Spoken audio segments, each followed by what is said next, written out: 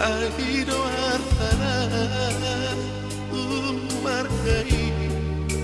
ningolumi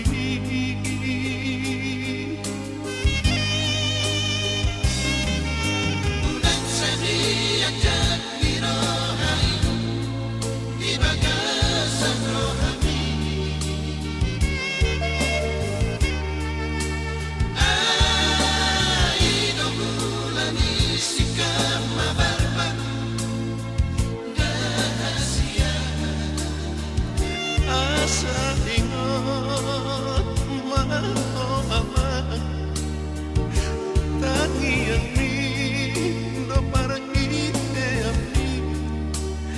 dingolumi oh diku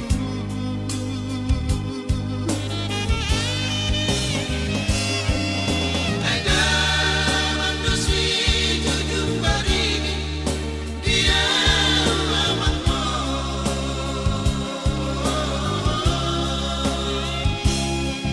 Jauh nama siri undangan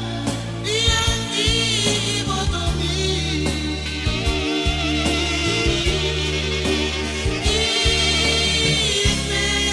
Ikut mahu apa dia kebodaki Asa taluliho nilulan siha